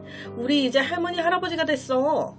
더할 나위 없이 기뻐하고 있었습니다. 거기다 일주일 뒤에 우리 아들이 너무 소중한 손녀를 안고 집에 오겠대. 얼마나 설레고 좋아요. 그래서 이 부부는요, 손녀의 방을 하나 만들어 줄 거라고 방 하나를 손녀의 방으로 꾸미는데 여념이 없었습니다. 8월 16일 저녁, 와, 드디어 방을 다 꾸몄다. 이제 우리 손녀와 아들 부부가 오기만 하면 된다. 그날 저녁 남편 존은 평소처럼 반려견과 함께 산책을 나섰고 아내 미셸은 차고 앞에 앉아 휴식을 취하면서 지나가는 이웃들과 인사를 막 나누고 있었어요. 그러니까 엄청 평화로웠던 거죠. 그렇게 어느덧 해가 지고 어둠이 내려앉을 무렵 남편이 산책을 마치고 돌아올 시간쯤이 돼서 미셸은 자리를 털고 일어나 집 안으로 들어가 저녁 준비를 하려고 했습니다. 그런데 그때 저 멀리서 한 젊은 남자가 미셸 쪽으로 걸어오네. 이 낯선 청년의 등장은요, 미셸의 눈길을 확 사로잡았어요. 평소 다정했던 그녀, 이웃이라고 생각을 했던 거예요. 그러니까 점점 이 젊은 청년이 가까워질 때 늘 그랬듯이 그녀는 이 남자에게 말을 걸었습니다. 반가워요. 어디 가나봐요. 그런데 대답이 없어. 그러니까 다시 물어본 거예요. 내가 뭐 좀 도와줄까요? 그런데도 이 남자 아무 말도 하지 않고 무표정으로 미셸 가까이까지 다가옵니다. 서서히 이렇게 다가오는 모습을 보는데 그 순간 이 남자 뭔가 정상적이지 않은 것 같다. 뭔가 좀 위험한 것 같다. 이러니 사람이 본능적으로 좀 뒷걸음질을 치게 되잖아요. 젊은 남자가 내가 물어보는 말에 대답도 안 하고 터벅터벅 망설임 없이 막 가까이 오니까 미셸 당황을 막 하는데 그 상황에서 이 남자 눈빛이 왜 이래? 이게 이 남자가 가까워져 오니까 보이는 거예요. 눈빛이 약간 멍하니 정신 상태가 정상이 아닌 것 같은? 약간 뭔가 이상해. 이게 사람 촉이 있잖아요. 불길한 느낌의 미셸 도망치려고 했습니다. 그런데 이미 젊은 남자, 그녀 가까이 너무 와버렸어. 미셸이 뒷걸음치면서 도망치려고 하니까 이 남자 이거 눈치채고 갑자기 막 전속력으로 달려듭니다. 와, 상상해보세요. 얼마나 무서워요. 이 남자가 바로 달려와 밀쳐버리는 바람에 미셸이 바닥에 쓰러졌고 반항할 틈도 없이 그는 순식간에 그녀를 짓누르면서 제압했습니다. 그리고는 곧바로 품에서 작은 접이식 도구를 꺼내더니 손에 쥔 물건으로 막 그녀를 향해 휘두르기 시작했어요. 이 남자는요, 이게 끝이 아니었습니다. 막 이렇게 난리 치더니 이 남자 갑자기 주변을 막 두리번거립니다. 그러더니 눈에 띈 차고 쪽에 쇠막대기 하나를 딱 집어들어요. 그리곤 이미 쓰러진 미셸을 향해 또다시 막 무자비하게 휘두르기 시작합니다. 결국 그녀 그 자리에서 숨을 거두고 말았어요. 그런데도 이 남자 마치 무언가에 홀린 사람처럼 멈추지 않고 계속 행동을 이어갑니다. 바로 그때였어요. 낯선 남자가 미셸을 향해 쉴 틈 없이 막 이러고 있는 그 순간 아무것도 모르고 있던 남편 존이 산책을 마치고 돌아왔습니다. 이 상황을 보고 얼마나 놀랐겠어요. 야, 너 지금 뭐 하는 거야? 고함을 막 지르면서 그 젊은 남자를 밀어내고 아내에게 달려갔어요. 하지만 이 남자 도저히 제정신처럼 보이지 않았습니다. 달려온 존을 향해 뭐라 알 수 없는 말을 중얼중얼 거리더니 존을 향해 또 달려듭니다. 이 두 남자는 치열한 몸싸움을 벌였어요. 그 과정에서 존은요, 이 젊은 남자의 얼굴을 막 치고 팔을 물기도 하면서 필사적으로 저항했습니다. 하지만 이 남자는요, 통증이 안 느껴지나 봐. 꿈쩍도 안 해요. 눈빛이 여전히 흐리멍텅하니 이상하고 정신이 나가 있는데 이걸 어떻게 이기겠습니까? 결론은 여러 도구들까지 휘두르는 이 남자에게 존까지 힘에 부쳐 쓰러지고 말아요. 그런데요, 문제는 이 다음부터입니다. 남자는 쓰러진 존 위로 올라타더니 갑자기 믿을 수 없는 행동을 하기 시작합니다. 존의 얼굴 쪽을 향해서 입을 막 들이댄 채 이해할 수 없는 믿기 힘든 행동을 반복하기 시작한 거예요. 막 이렇게 얼굴을 이렇게, 이거는 단순히 물었다라는 수준이 아니라 목격자들 말에 따르면 그 장면이요, 정말 그 충격 그 자체였대요. 물었다? 그 정도가 아니었어요. 무슨 동물 마냥, 무슨 좀비 마냥 그랬다고요. 입으로 뭔가 막 뜯고 있었다니까요. 이 끔찍한 장면을 맞은편 집에 살던 이웃이 정원에 물을 주다가 목격하게 된 거예요. 처음에는 싸움이 난 줄 알고 소리 질렀는데 잘 보니까 아니야. 얼른 좀 와주세요. 지금 이 남자 제정신이 아니에요. 입에 이상한 걸 물고 있다고요. 사건 발생 6분 뒤 현장에 도착한 경찰 역시 눈앞의 상황에 몹시 당황합니다. 무슨 좀비도 아니고 이게 뭐야? 옷은 엉망이 돼가지고 입에 그거를 이걸 막 물고 있고 진짜 이상한 게요. 보통은 띠용띠용 경찰차가 오고 하면 당황해서 이렇게 하다가 주위를 좀 둘러볼만 하잖아요. 그런데 이 젊은 남자는요, 경찰이 오든지 말든지 쳐다도 안 봐요. 오히려 진짜 짐승처럼 경찰이 에워싸니까 으르렁거렸대요. 존의 몸을 막 자기가 감싸 안으면서 마치 먹잇감을 빼앗기지 않으려고 하는 무슨 동물의 모습 마냥. 손들어! 떨어져! 멈추라고! 경고를 줬음에도 불구하고 결국 말을 안 들으니까 경찰이 테이저건을 쏘게 됩니다. 그런데 이것조차도 전혀 듣질 않아요.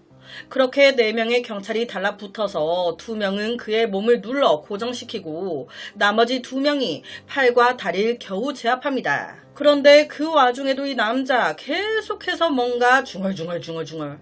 눈동자는요, 마치 무언가에 홀린 사람처럼 초점 없이 이리저리 막 흔들렸다고 해요. 심지어 경찰차 안으로 옮겨진 이후에도 갑자기 막 울다가 막 웃다가 무슨 말인지도 모를 알 수 없는 아냐냐냐 이런 소리를 계속했다고 하는데, 출동한 경찰들은요, 하나같이 입을 모아 우리가 이때까지 본 것 중 가장 끔찍한 현장이었다라고 말했습니다. 그렇다면 이런 일을 벌린 이 남자는 대체 누구인 걸까? 조사 결과 그는 오스틴이라는 남자, 지역 내 평범한 대학생이었습니다. 그에 대한 평판은 부모님 플러스 친구들 왈. 아니 걔가요? 전혀 그런 짓 할 애가 아닌데. 걔 진짜 착하고 똑똑한 애예요. 그런 애가 왜 이러냐고. 이 일이 벌어지기 몇 달 전부터 오스틴의 행동이 약간 이상해지기 시작했대요. 친구들이나 가족들한테 자기 채식주의자가 될 거라고, 지금부터 고기 끊을 거라고 그렇게 얘기하더니 진짜 고기를 안 먹어. 그러면서 하는 소리가, 와, 내 몸이 점점 깨끗하게 정화되고 있는 게 느껴져. 이 말을 굉장히 많이 했었다고. 이것뿐만이 아니에요. 무심코 딱 오스틴을 봤는데 뭐라고 막 혼자 중얼중얼. 야, 너 혼자 뭐라고 씨부렁거리냐? 아니, 사실 며칠 전부터 악마가 날 쫓고 있어. 나 무서워 죽겠어. 이런 이상한 말을 계속 하더니 이게 더 심해져. 며칠 뒤에는 성경책을 막 가지고 다니더라는 거예요. 성경이 날 악마로부터 보호해줄 거라고. 가장 이상했던 건 사건 당일, 그러니까 이 일이 발생하기 몇 시간 전 그가 친구들과 식당에서 저녁 식사를 하고 있었는데 잘 먹다가 갑자기 벌떡 일어나. 그러더니 하는 소리가, 아, 얘들아, 나 먼저 일어날게. 무언가가 날 막 부르고 있어. 나 가야 될 것 같아. 응? 이 무슨 개소리야. 그리고 몇 시간 뒤에 이 말도 안 되는 일이 벌어진 겁니다. 고기를 끊어서 정신이 나간 걸까요? 되도 않는 채식하겠다고 난리쳐서 악마가 화가 난 걸까? 지금까지 내용을 들어보셨을 때 많은 분들이 이런 생각이 드실 거예요. 약에 취해 있었던 거 아니야? 실제로 현장에 출동한 경찰과 의료진 역시 정신이 온전한 상태로는 설명이 안 된다며 곧바로 약물 및 알코올 검사를 진행했습니다. 그런데 검사 결과 그의 몸에서 어떤 약물 성분도 알코올도 검출되지 않아요. 즉 이 몸은 정상 상태였다라는 거예요. 그러면 뭐 정신병력이 있었나? 당시 출동해서 오스틴과 정면으로 눈을 마주쳤던 경찰왈, 사람의 눈빛이 아니었다고 얘기했거든요.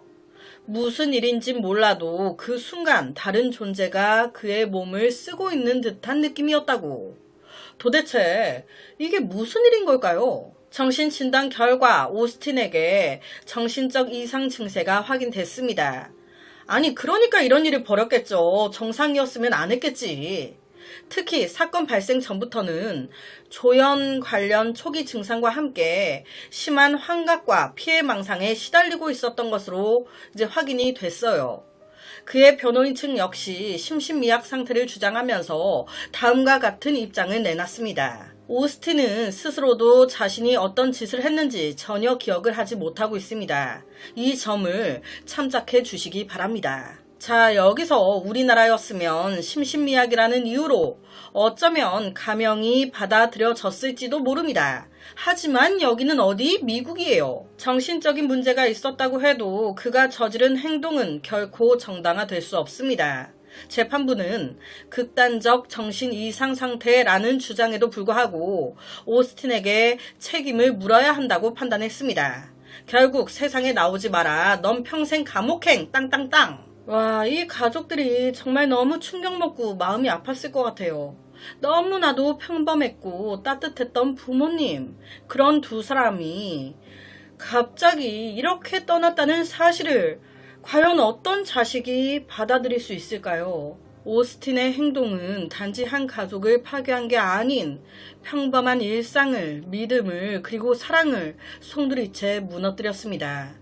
누군가에겐 너무나 소중한 하루였고 너무나 기다리던 내일이었는데 그 모든 것이 단 몇 분 만에 사라져버렸습니다. 생각해보세요. 너무 소중하게 손녀빵을 꾸미던 그 집이 며칠 뒤 유가족의 비극이 남은 장소가 돼버린 현실을. 여러분이라면 이 사건 어떻게 받아들이시겠습니까?